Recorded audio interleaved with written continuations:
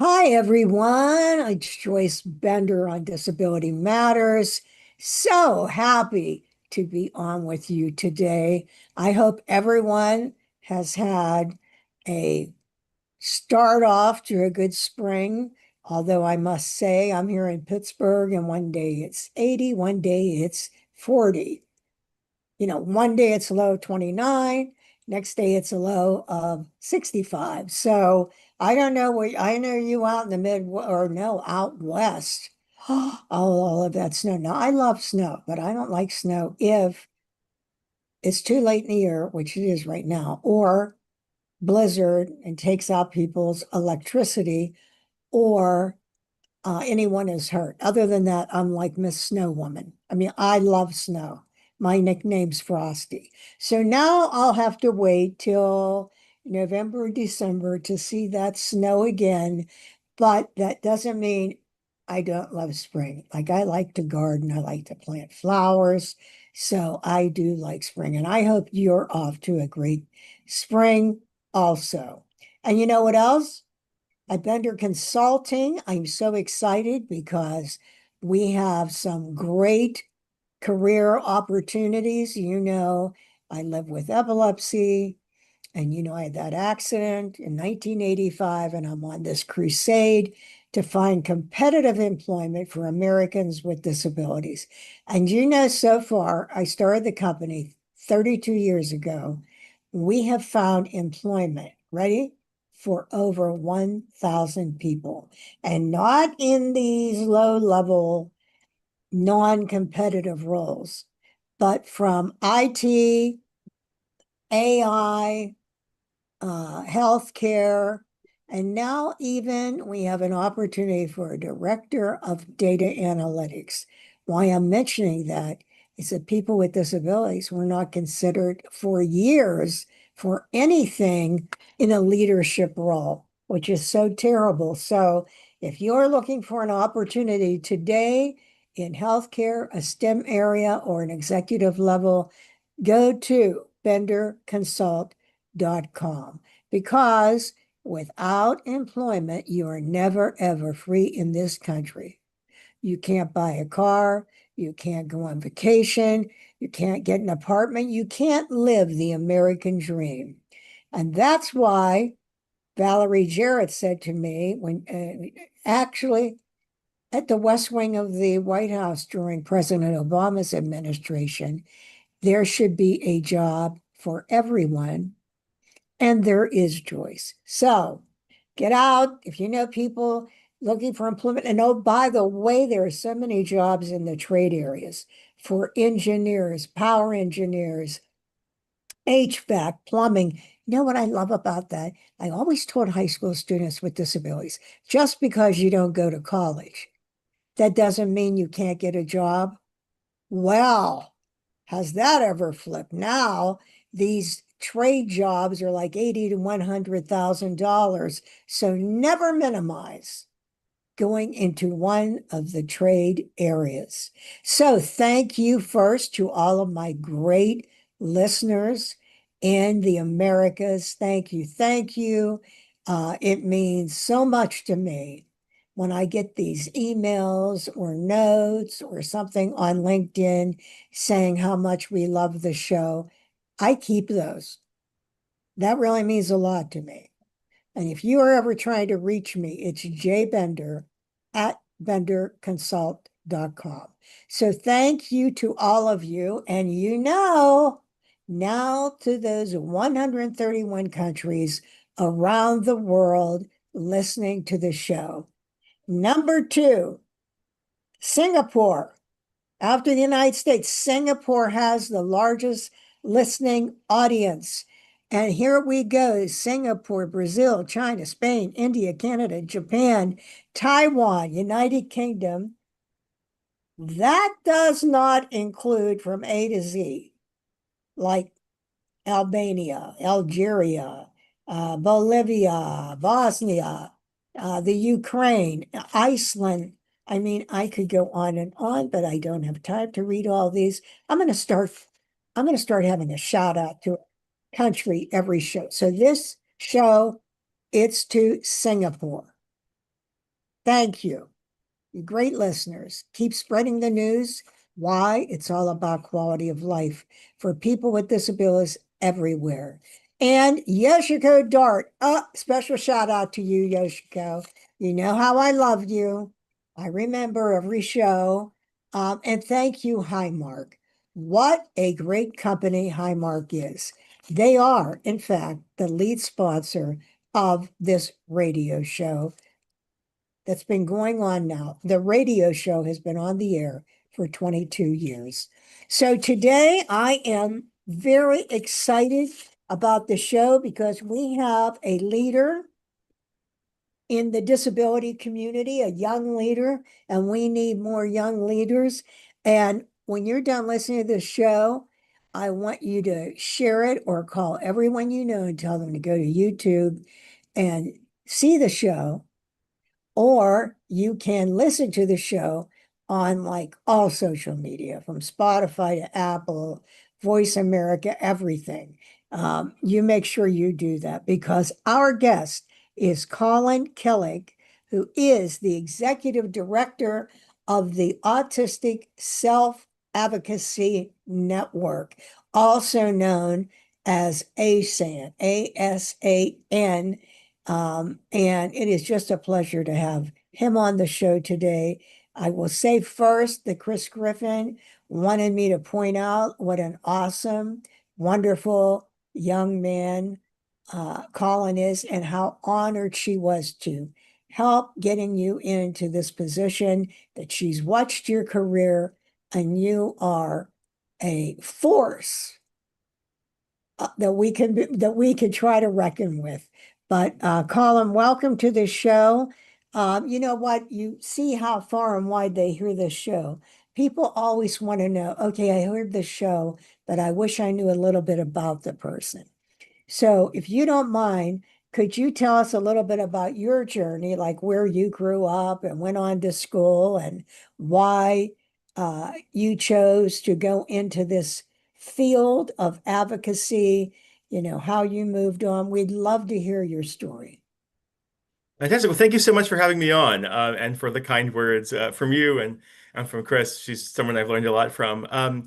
Yeah, so I was born in Boston. My mom is a born and bred Bostonian, raised me a Red Sox fan, among many other things. Actually grew up in Southern Arizona, but went to college in Western Massachusetts at Williams, and then moved to the Boston area after that. And what got me into this was kind of learning disability history, right? Like I'm autistic, and autism manifests very differently in different people.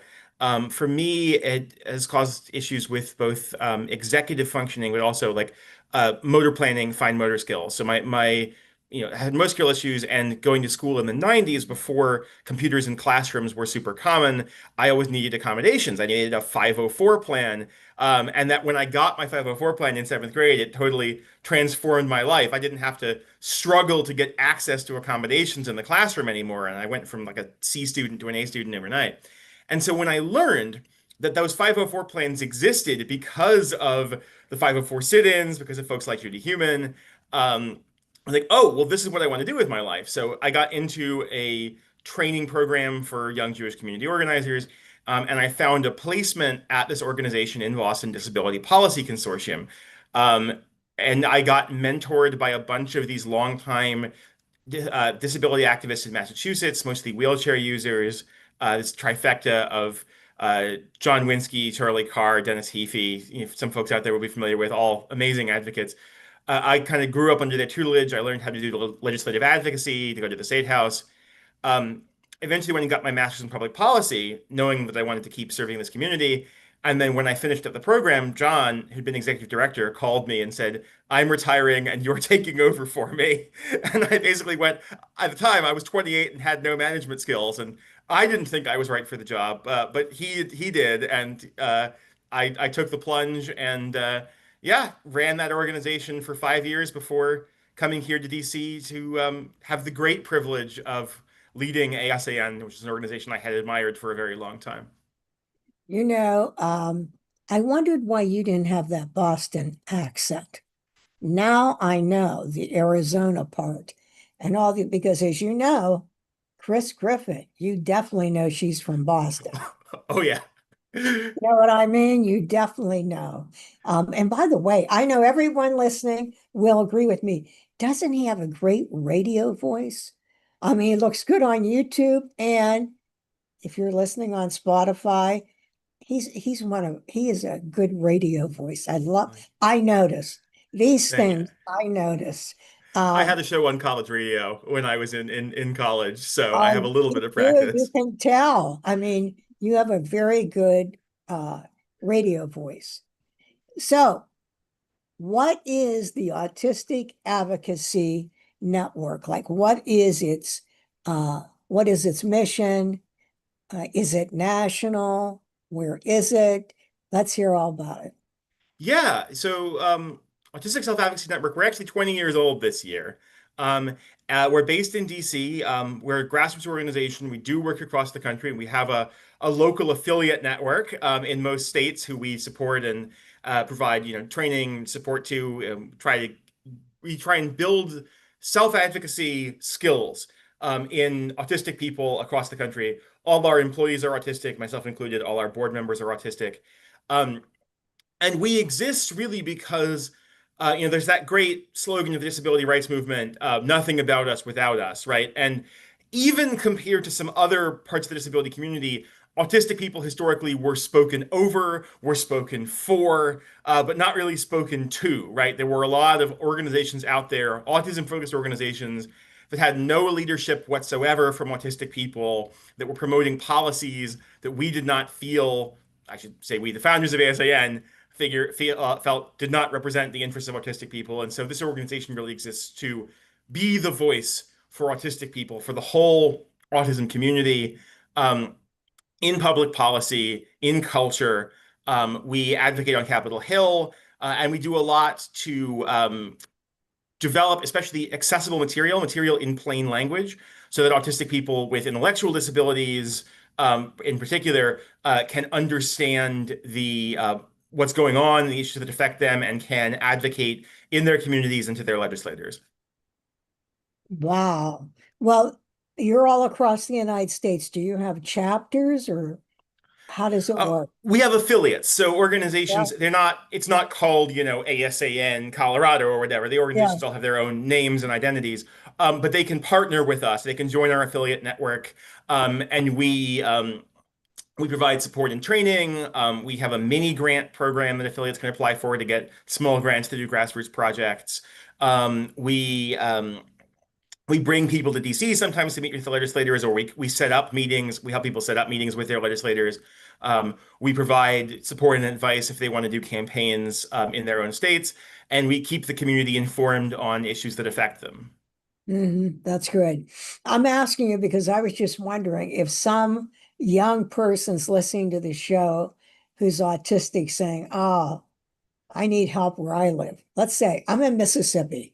I need help where I live, with discrimination or just exclusion in general. What would they do? How could they So reach? Yeah, absolutely. So there are a couple of things. I mean, firstly, in general, right, they can follow us on social media. They can look at our website. It's autisticadvocacy.org, or we're Autistic Self-Advocacy Network on virtually all the platforms. We don't use Twitter anymore, but everywhere else. So they can get general information about what's going on at the national level. But if they wanted to help get connected to folks in their local area, they can email us. Our general email inbox is info@autisticadvocacy.org. We've got staff who are focused on state and local issues. We'd review it, we'd get back to them. If we have connections in their area, we could put them in touch with those. If we don't, we might go through our networks and say, hey, do you know somebody in Mississippi, let's say, who could partner with this person? Yeah, oh, that would be good. Well, there you go. Just go to the website then, right? What is that one more time? Autisticadvocacy.org. Um, if someone wants to make a donation, is that at the website, It Colin? is, yes, it is. And They can go through that. We also have other channels like PayPal, but the website's the easiest way to do it. And we actually this year, because it's our 20th anniversary and because we just switched to a new fundraising platform that lets us do this, we're going to be launching a program this year to let people stage their own fundraisers for ASAN and make it very easy to set up their own fundraiser, maybe have a local like poetry night or sports evening or whatever they want to do and take donations for us. We're excited about that. This is we're a very grassroots organization. We try and be very accountable to the people that we serve, and we're honored to get a lot of our support from small donors, mostly autistic people themselves. That's great. That's great. Okay, well, I think we're going to go to a quick break. And if you just joined us right now, we're talking to Colin K- Kit. Is it's Killick. I hope I said that right the first time. Colin Killick from the Autistic Self-Advocacy Network, and Colin is the executive director of the organization. This is Joyce Bender, America's Voice, where disability matters at voiceamerica.com. Don't go away. We'll be right back with Colin.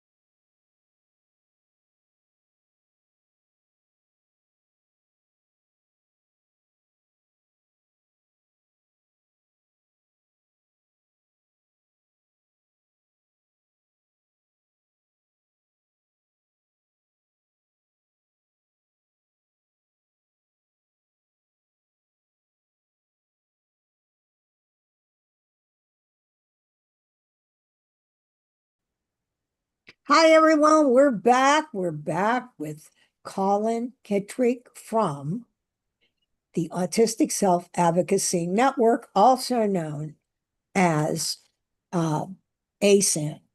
I don't know. Do a lot of people, is that what they go by, Colin? Some people say ASAN, some people say ASAN, some people use the full name. We're fine with all of them. All of the above, huh? Well, I wanted to ask you, how is your organization different from other autism organizations?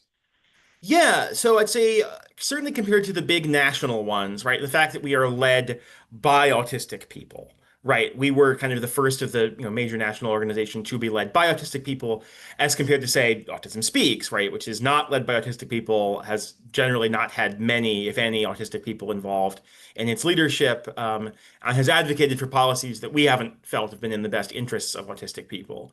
There are now other organizations at the national level led by autistic people, like Autistic People of Color Fund, Autistic Women and Non-Binary Network, who we work closely with. But we're, I think, the largest of the autistic-led organizations. Hmm.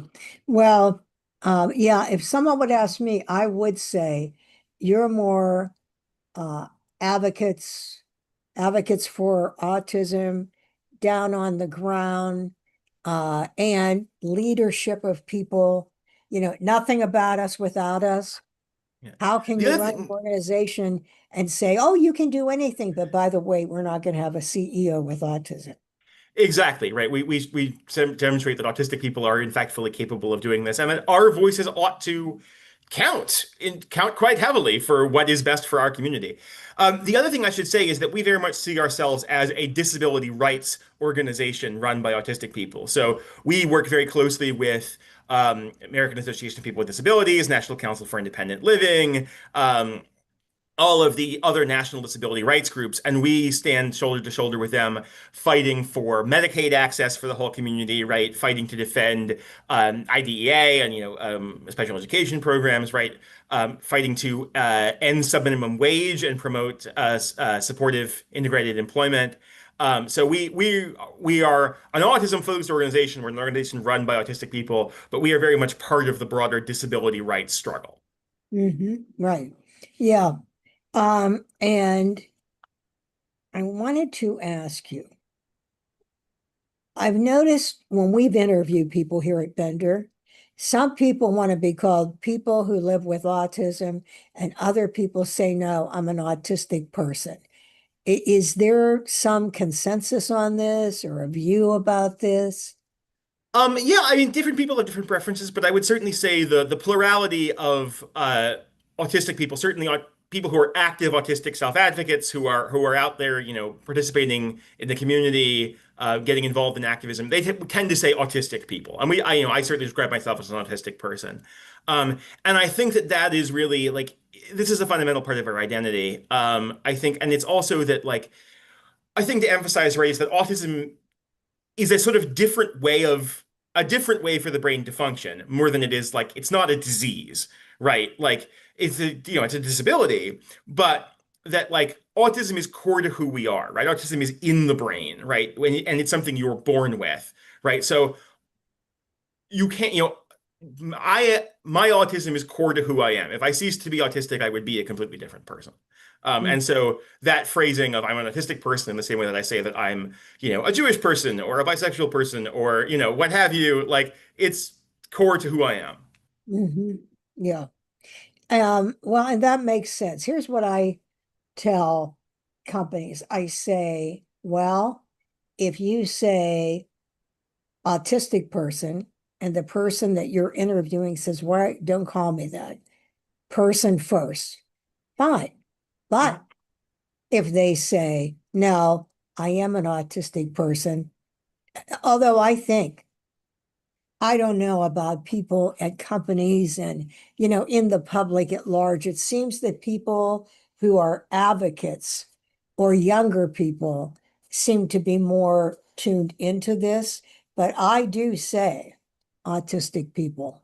So I wanted to hear your opinion about that.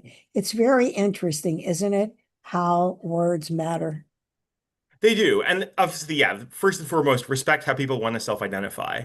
Hmm. Um, and they, and there are differences, right? It tends to be people with intellectual disabilities specifically. Folks in that community really do prefer person first language, and we always are careful to use that when we're speaking about that specifically. Oh, how about when people say to me, "Oh, my child very high level functioning. You know what I mean? He doesn't have autism. No, he has the Asperger syndrome. And who is Mr. Asperger? A Nazi. He was a Yep. Nazi. He was in Hitler's Nazi time. And I know people don't realize it, but when they say, maybe it's how they say it, like if they're wanting me to understand, hey, the person can do this STEM job or whatever the job is, um, they could just say really bright, this person is real, my child is really bright, really intelligent. But sometimes when people do that, my child is high level functioning. They don't realize, but it's insulting because it's really saying everything else is bad or shameful. Exactly. And That's it's also my not. that's my opinion. Oh, and we agree. And we pointed that we don't use functioning labels. We don't think that they're helpful or indeed accurate. There's a great phrase. I learned it from the autistic researcher Stephen Kapp. I'm not sure if he coined it or if somebody else did. But the autistic people have spiky profiles, right? We tend to have often intense strengths and intense weaknesses, right? And they vary hugely from person to person. And so autism is not a sort of lit line from low functioning to high functioning, right? Often autistic people will have intense aptitudes in certain areas and have intense needs for supports in other areas.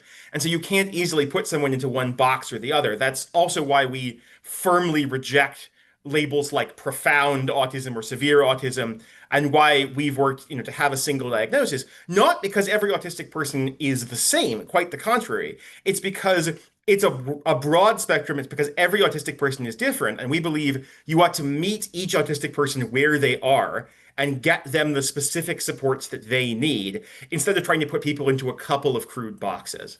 Mhm. Yeah, I know. I see that all the time. But right now, oh, we're ready for one of my highlights, and that is Mathis on the mic, our news segment. And boy, I'm telling you, Jennifer, that you're able to stand outside is a miracle. Uh-oh, I lost her. Hi, I'm Oh, there you actually are. coming to Yeah, you there from you are. Utah. So Oh, that's why you're able to. Well, actually, we we know the news is still the news. I yes. will tell you, just today, Jennifer, just today, someone said to me, "Wow, it's different every day." So, what news do you have for us today? It's always something. I mean, I don't know how you choose. So actually what I, oh, well, there's a lot to choose from these days, unfortunately. But what I wanted to talk to you about today is something that I previewed before. It's called the Save America Act. And this is something that would um, it would impose pretty restrictive requirements on voting. In fact, Colin knows about this because ASAN has actually been quite active on this. But this is legislation that passed the House and it is now in the Senate. And what this bill would do is it would require show proof of citizenship in order to register to vote. And it would require them to show a photo ID when they do vote. And this is something that is far more restrictive, this proof of citizenship requirement, than anything that we have had before for voting. And this would impact, in particular, many groups, including people with disabilities, who are less likely to have some of the documentation that you would need to prove your citizenship, either a passport, a real ID. And so that the impact of this kind of legislation is to disenfranchise, to take away the right to vote from many people who should have the right to vote. And so if you are concerned about this, what you should do is contact your senators and tell them that the Save America vote is not something that they should support, that we're concerned that it will harm people with disabilities, that it will harm others, that it will take away the right to vote from people who absolutely should be voting, simply because they don't have the right documentation. That kind of documentation, proof of citizenship, is not something that we have required for decades in this country. That's not how our voting systems work, and it does not need to be how our voting systems work. So tell the Senate not to pass this bill. Jennifer, just so I have one part correct. So the person would have to have proof of, they would have to have a passport, a driver's license ID. Would they have to have that ID? I think if you have a real ID, then that may be enough, or a passport. There's several different forms of proof of citizenship that you can produce. And a birth certificate, as I understand it, is not always enough. But um, in any event, it would take away the right to vote from many, many people because they're not going to have that documentation on hand. And even if they could get that documentation, which costs money and takes time, often if people are trying to get that documentation in place, it's going to be too late by the time that the election happens. So that's why Yeah, this is Mike, so you know important. what? This reminds me of that whole thing with all the forms and meetings you have to have with Medicaid people, if that Yes. occurs. Um, this reminds me of that because, first of all, many people, they're not going to have that. And they're not going to understand they have to have that, Precisely. but, and they're going to be turned away when they go to vote.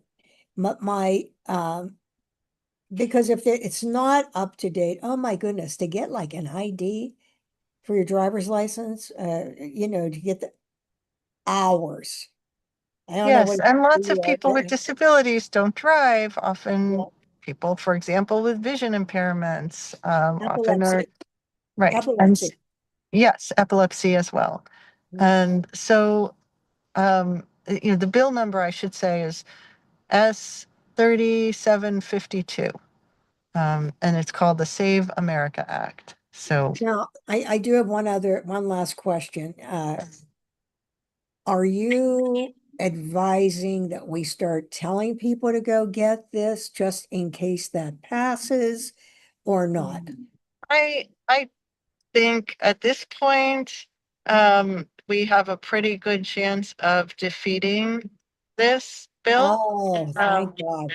because they would need 60 votes in the Senate. But it is important that people contact their senators, and let them know.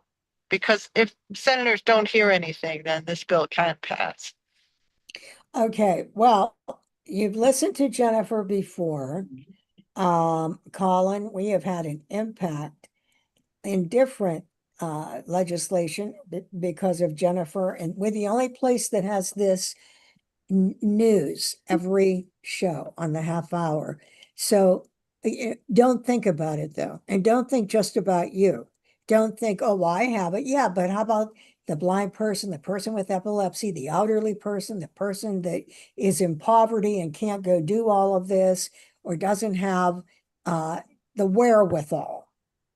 What about them? What's going to happen to all those people? So you've got to contact your senator and say to oppose the vote, Save America Vote Act. Is that the correct name?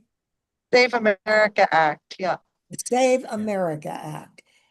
Yes, Yeah. Colin, you wanted to add something? Well, in fact, yeah, as Jennifer mentioned, we've been working, our staff has been working to oppose this bill on the Hill.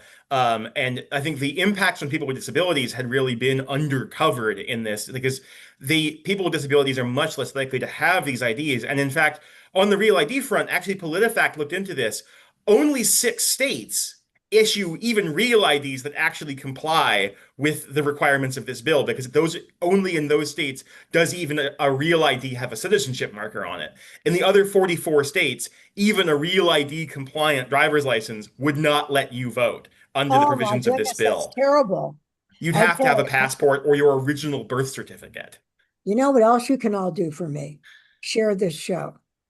Get this out on your social media. Share and reshare because they're going to hear this brilliant young man, uh, Colin, talking about being an autistic person and leadership in this country. But Jennifer, they're going to hear Jennifer talk about this. You've got to share this show. You've got to get in touch with that senator. Don't sit back. Don't say, oh, that isn't good. Do something. Let's show everyone the power of the disability community and what we have to say. Okay, well, Jennifer, thank you. And we look forward to talking to you next week, where you have to pick 1 out of 100 things to talk about. I promise I'll have something. All All right. right, Thank have a you. great time. All You right, too. bye-bye. Bye. You know, that's scary, Colin. It That is. that is really scary. Well, and in fact, almost every effort to crack down on voting is going to hit people with disabilities disproportionately, right? Because people in our community, they're less likely to have certain kinds of ID. They're less likely to be able to get to a voter registration office or a polling place, right? There are efforts to crack down on voting by mail, which of course is vital for accessibility purposes for a lot of folks in our community. So voting is a disability rights issue. We need voting to be straightforward for people with disabilities to be able to access their democratic rights. Yeah. Oh, I'll tell you, Colin, that's just absolutely terrible, but we're going to do something about it. Colin, tell us about some of the programs you have at ASAN. What are some of your programs? Yeah, it's a wide variety of them. One I wanted to actually particularly highlight, if you've got any autistic college students in your listening audience or family members of autistic college students, we run a program called ACI, the Autism Campus Initiative, which every year provides an organizing and self-advocacy workshop for autistic college students, teaches them how to start a disability student group on their campus, how to talk to their legislators at both the local and state levels. It teaches them how to run an advocacy campaign. We've been doing this for a number of years. We're very excited about it. The deadline is passed for this year, but we do the program every year, and so would love for people to apply if they know that. We do regular webinars on all kinds of topics.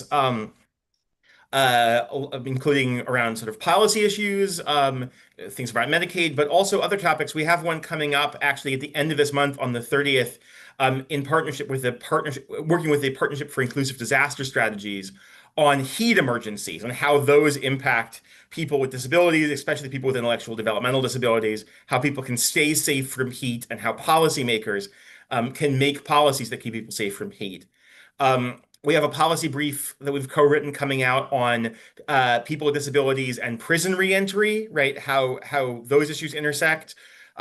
So yeah, we're working on a huge variety of issues. And of course, we are fighting on a variety of legislative fronts. In addition to trying to stop Save America Act, we're fighting to protect Medicaid funding from, there's the real possibility, unfortunately, of more cuts via another reconciliation bill. We're trying to push back against that. We're going to need people to talk to their legislators. Um, yeah, anything that we think impacts the autistic community, impacts the disability community, we're going to do our best to be involved in. And if people follow our social media, we put out a lot of action alerts, ways people can get involved, ways that they can make a difference for themselves and for the broader community. Oh, that is great. I want to ask you about that college program. When should people look to apply for that? When will that be out there? You said So the I th deadline's over now. For this year, yeah. But if they look sort of beginning of next year, like look come, back in early 2027, the I could get an exact date. But yeah, we this comes around every year. So um we are always looking for people to participate. This also is not limited to the US. So applications for the 2027 program will open in January 2027.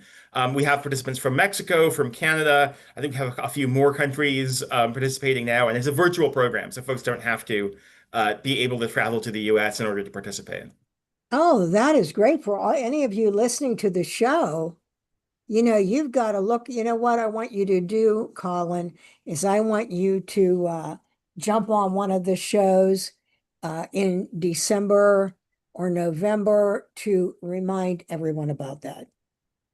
Since we have Yeah, listeners from everywhere. I mean, that is really great. And that it's virtual is fantastic.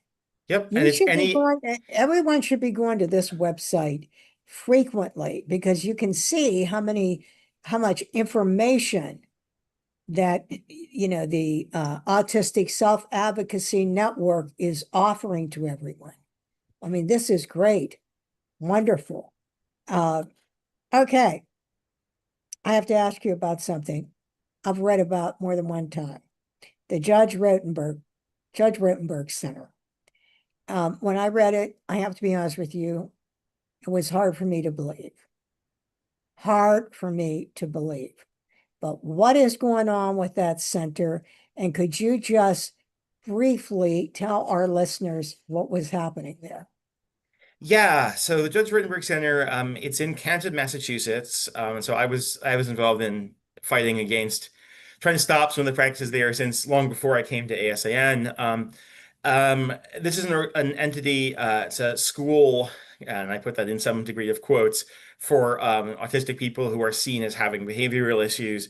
And it's been the subject of immense controversy. Many people who've gone there have alleged that the practices there are abusive, including the fact that it's the only location in the United States which uses painful electric shock devices as a form of so-called behavior modification on autistic people. Um, there was an attempt, the Food and Drug Administration tried to make a rule, and I believe it was 2020, to ban the devices. That was unfortunately overturned in 2021. There has been a revised rule, and we are hopeful, even given everything that's going on, that revised rule is still on the agenda to go out at some point this year. So fingers crossed that'll happen. There's also a bill in Massachusetts to ban the use of devices at the state level. If you have any listeners in Massachusetts, I can call that up. The um, the bill number is uh, sorry, I can get the bill number in a moment. Um, While you're looking for that bill number, I just want to say, even if it does not get passed on a federal level, I think you would have a good chance on the state level. I don't know. What do you think? It's been tough historically. The center has had some defenders in the Massachusetts state legislature, uh, but we'll have to see. I'm hopeful. But yeah, it is H 245 in the Massachusetts state legislature. And I wanted um, just take a moment to quote from um, uh,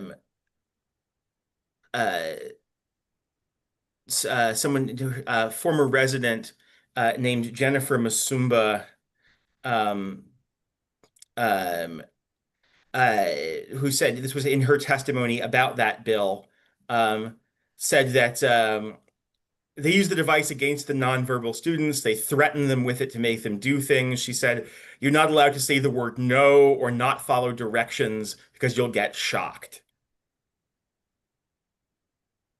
And that, I think, says it all, that someone who has been through Barbaric. this. Absolutely barbaric. I can't even believe they're allowed to do it. And I can't imagine what would be the reason legislators would defend this.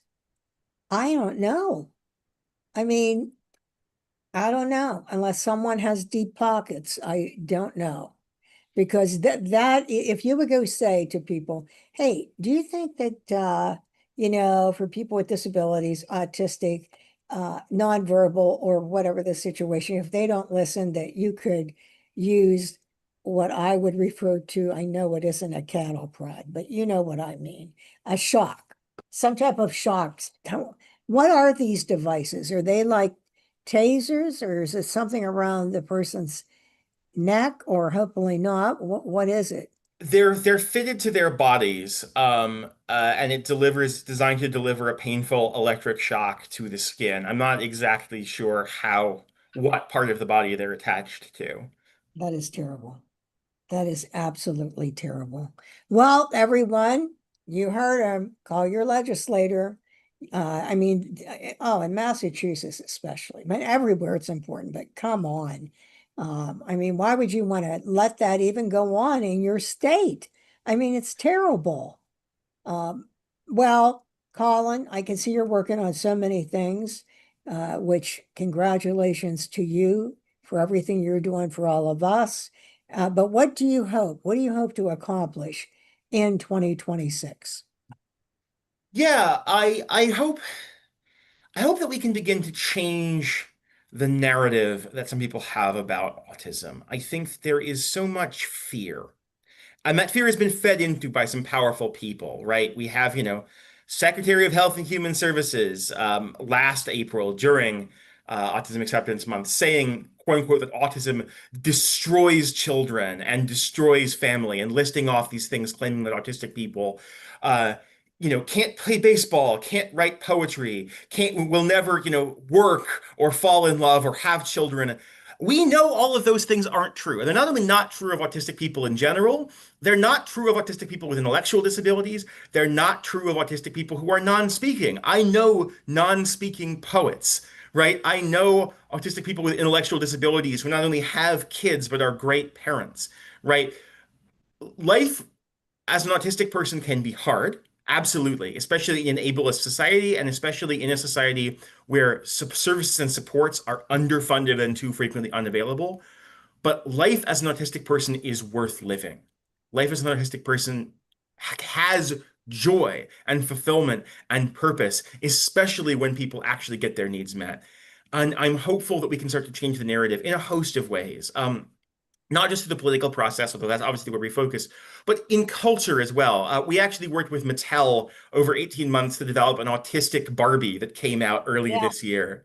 Yeah. And part of why we did that, and we consulted, it has articulated hands that can, flap in the way autistic people do for stimming, and it has a communication device, an augmented alternative communication device that people who are non-speaking use to communicate, and it has a fidget spinner, and it has noise canceling headphones like these, right? All these things that autistic people use to make the world more accessible. And we hope that, an autistic child can look at that and see a portrayal of themselves that's positive, right? And for that matter, that a non-autistic child can look at that and they can think about autistic people in a positive way, a non-stigmatizing way. And, through all these gestures, through autistic people being their full selves in public, that we can begin to let society think about autism in a different way. Mhm. Well, we have at our church an autistic ministry, and with all these children participating, and I know, of course, we all want the world to be bipartisan, but I'm going to say that statement about people with autism should be destroyed, or I mean that it destroys people and it destroys children. I mean, that's terrible. Yeah, no wonder I have a hard time getting jobs for people. I mean, really, when Yeah. you say that, anyone in authority, when they say that, it has an impact. When you say someone has been destroyed, it means you're giving up on them, right? It means Yeah, you're writing them off. You're treating yeah, them like rubble, yeah. right? To be cleared away. And that's what was so offensive about that is no one deserves to be written off, right? No one, every disabled person, every autistic person's life is worth living. And if we can't all agree on that, then what the hell are we doing? We are in Nazi Germany in 1939. That's what it would be doing. Yeah. So, hey, I am with you. As I said, people with disabilities, we have a lot of power. We need to speak up. We need to get out there and show them what we're made of, and that we are talented people, and that we're not going to sit back We're not going to settle. We're moving forward. Right, Colin? Amen. Yes. Well, Colin, you are such a just a wonderful, dynamic, bright young man who I'm so excited that you're the executive director of the Autistic Advocacy Network, Autistic Self-Advocacy, sorry, Autistic Self-Advocacy Network. Who is your role model? Because look at you now in this leadership role. Who is your role model? So Judy Human certainly was one of them, and I got to meet her, and I that was a big thrill. But since I think your listeners probably know her story already, if I could just quickly describe my biggest mentor was, I mentioned him before, John Winsky, who was this legendary figure in Massachusetts disability rights advocacy specifically. And since the 70s, he had fought for the ADA. He got a groundbreaking personal care attendant program and Medicaid program for people with complex disabilities set up in Massachusetts. He sued to get wheelchair ramps put in on Beacon Hill, right, the neighborhood where the State House is, and won. Um, and he was this kind of, cowboy type leader. He did things by the seat of his pants, but they always worked out. And people, everyone who ever worked with him would have run through fire for that man. And, he taught me everything I know about leadership, and about disability rights, and he he saw things in me I didn't see in myself, and he helped me see them, and um he gave me the opportunity to lead, and he unfortunately passed away in 2020. I think about him all the time. I wish I could still get in touch, but I try to live my life and my career in a way that he'd be proud of. What was his full name again?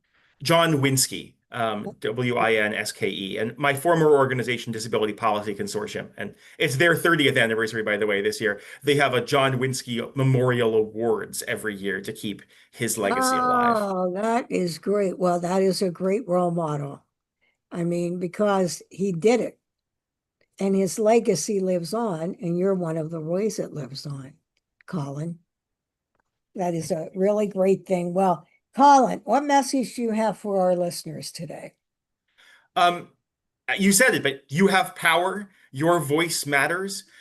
Your elected officials need to hear from you. And even in these difficult moments, we can make a difference.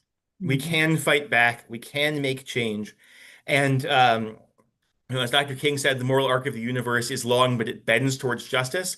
But we have to be the ones to bend it, right? If we speak Mm, up, if we use our voices, if we get together, and we show up in people's offices and we flood their phone lines and their email inboxes, um, we can make the change that our community needs to see. yes, we've got to bend that arc. Yes, President Obama had that in the Oval Office, that quote. And what a great quote it is. But it takes a group of people like us, like you. You've got to get fired up. Don't sit back and don't let people try to push you down. You have to rise up to the occasion and then go further. No stopping us. Well, we end every show with a quote. This is actually one of my favorite quotes. I say this frequently, and it is from a well-known national autistic advocate, Temple Grandin. And the quote is, I am different, not less. I am different, not less. And that says it all. Absolutely. Remember, in the words of Mary Brocker, when you get up tomorrow, choose joy. Your day will go so much better. This is Joyce Bender, America's Voice, where disability matters at voiceamerica.com. Talk to you all next week.